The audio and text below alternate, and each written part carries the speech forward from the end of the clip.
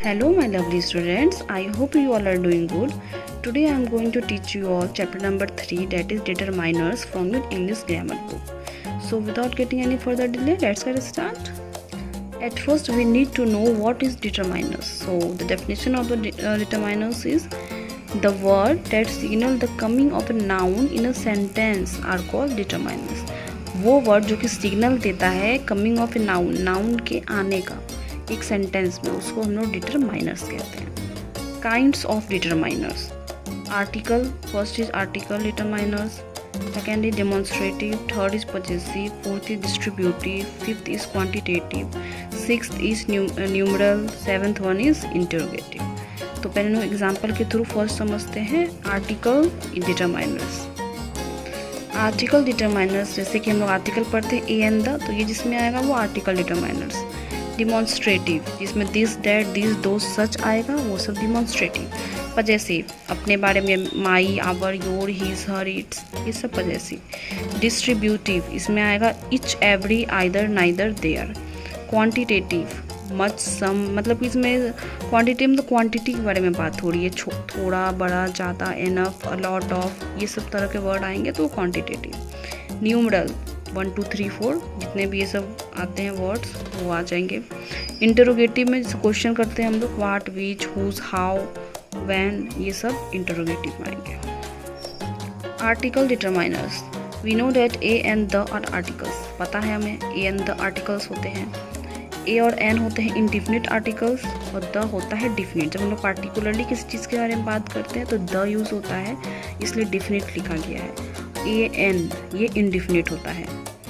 तो यहाँ पे एग्जाम्पल दिया हुआ है, एग्जाम्पल के थ्रू हम लोग समझते हैं. A pen is the writing instrument. यहाँ पे ए लग गया, आर्टिकल डिटरमाइनर्स हो गया ये. उसी तरह सब में ए एन द लगा हुआ है. अब हम लोग द के बारे में पढ़ लेते हैं. Give me the book kept in the shelf. यहाँ पे पार्टिकुलरली उस बुक के बारे में बात हो रही है कि वो बुक मुझे दो सेल्फ में रखी हुई है, किसी और बुक के बारे में नहीं, मुझे सिर्फ वही बुक चाहिए. तो द लगा, द इसलिए डेफिनेट होता है. ये हो गया आर्टिकल डिटरमाइनर्स का एग्जांपल. हम लोग को पता है कि द का जो यूज़ होता है वो बड़े बड़े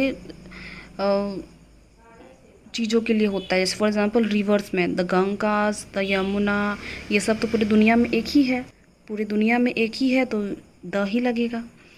seize and oceans, the Arabian sea, the Indian ocean, mountain range, the Aravallis. Newspapers के नेम के आगे द लगता है. फेमस बिल्डिंग्स के नाम के आगे द लगता है. होली बुक्स, पवित्र बुक जैसे रामायण, बाइबल, कुरान, द लगेगा.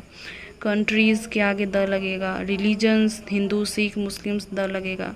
Train, ships, the Rajdhani, the star cruise, the लगेगा. डिमॉन्स्ट्रेटिव डिटरमाइनर्स, इसमें दिस, डैट आता है. For example this man is postman, this आया डिमॉन्स्ट्रेटिव.